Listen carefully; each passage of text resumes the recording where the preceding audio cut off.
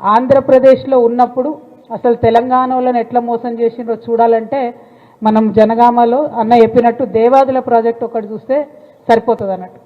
ఆనాడు కేసీఆర్ గారు 2001లో జెండా ఎత్తంగానే ఆగ మేఘాల మీద హెలికాప్టర్ వేసుకొని చంద్రబాబు నాయుడు గారు వచ్చి ఇక్కడ పునాదిరాయి వేసి ఆయన వెళ్ళిపోయాడు.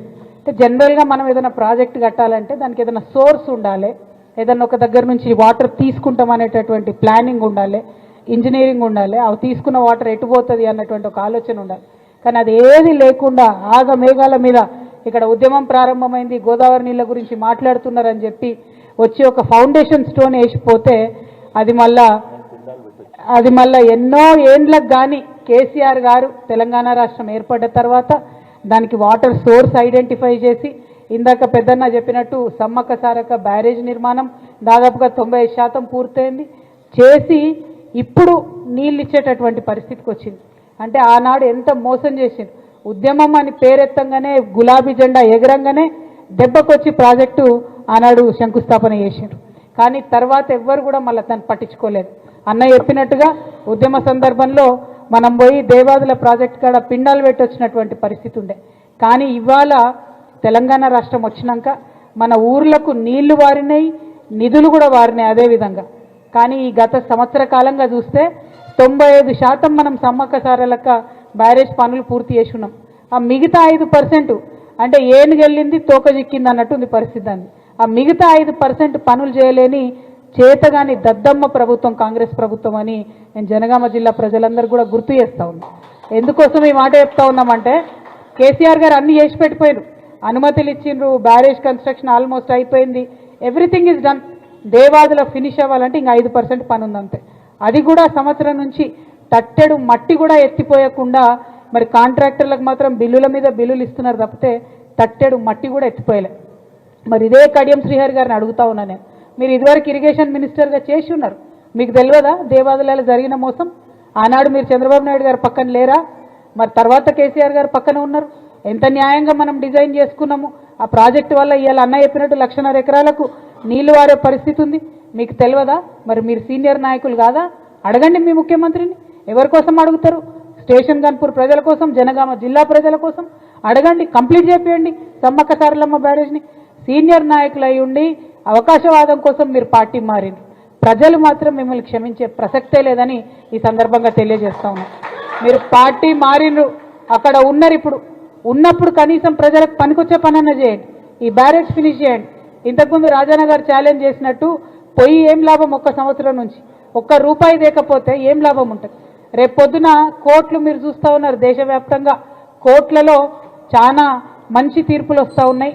అన్ని రాష్ట్రాలలో కూడా విపరీతమైనటువంటి పార్టీ ఫిరాయింపులు జరుగుతున్నటువంటి నేపథ్యంలో అద్భుతమైన తీర్పులు వస్తూ ఉన్నాయి.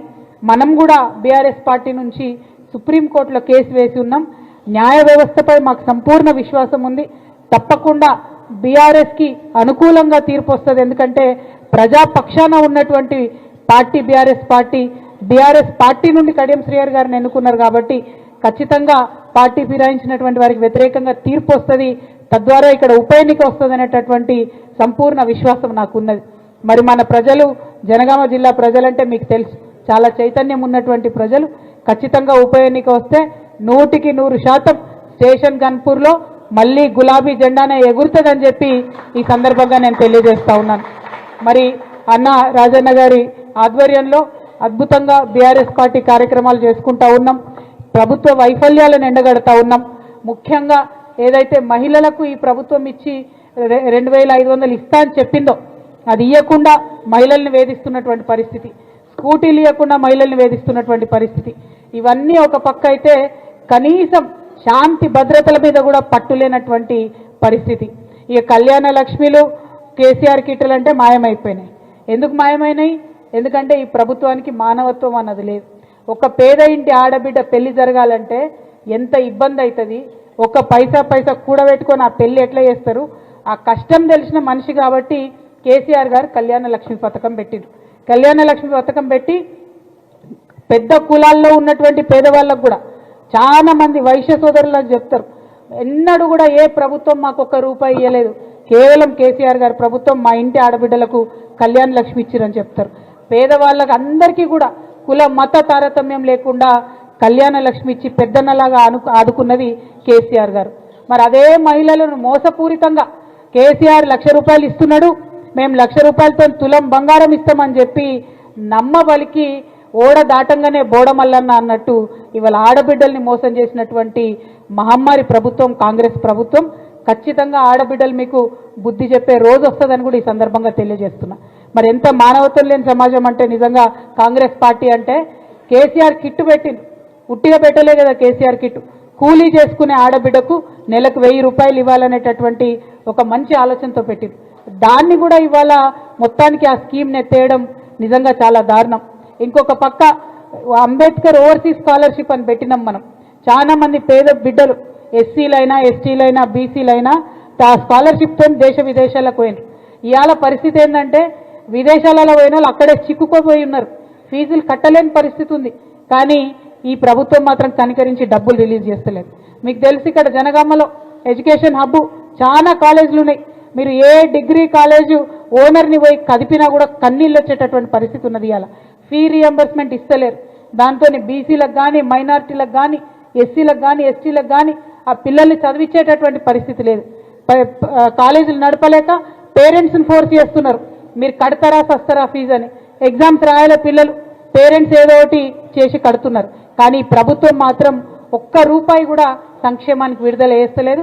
మేము డిమాండ్ చేస్తూ ఉన్నాం, మీరు ఇస్తానన్నటువంటి పథకాలన్నీ కూడా తక్షణమే ఇవ్వండి. మీరు ఒక పక్క రైతుల్ని మోసం చేస్తున్నారు. రైతు భరోసా ఇస్తాం జనవరి 26 నాటికి టకీ టకీ టకీ మనం పడుతుంది అన్నాడు ముఖ్యమంత్రి గారు. మరి 26 అయిపోయింది, ఇంకో ఫిబ్రవరి కూడా వచ్చింది, ఇంకా పడతనే లేవు. 2 ఎకరాల వాళ్ళకి అక్కడనో ఇక్కడనో వచ్చింది అంటున్నారు కానీ సంపూర్ణంగా వచ్చిన దాఖలాలు లేవు. రుణమాఫీది కూడా అదే పరిస్థితి, చెప్పింది ఒకటి జరుగుతున్నది ఒకటి. అందరికీ రుణమాఫీ అయిపోయిందని చెప్పి గొప్పలు చెప్పుకుంటుంటారు. ఎవరిని కదిలించినా కూడా మాకు కాలేదంటే మాకు కాలేదని. నిజంగా ప్రెస్ మిత్రులను కూడా ఇప్పుడు అడిగితే సగం మంది రుణమాఫీ కాలేదని చెప్తారని నాకు సంపూర్ణమైనటువంటి విశ్వాసం ఉన్నది. ఇట్లా ఏడిస్తారన్న బోనస్ వాళ్ళు. బోనస్ సంగతి పక్కన పెడితే సంక్రాంతికి సన్నవడ్లు సన్నబియ్యం ఇస్తామన్నారు, ఇచ్చిండ్రానే. రేషన్ కార్డులు కూడా ఇస్తలేరు, సన్నబియ్యం కూడా ఇస్తలేరు. ఇక సన్నబియ్యానికి బోనస్ అని చెప్పి ఇంకో మాట. ఎంత దారుణం అంటే మీరు ఆలోచన చేయాలి ఒకసారి.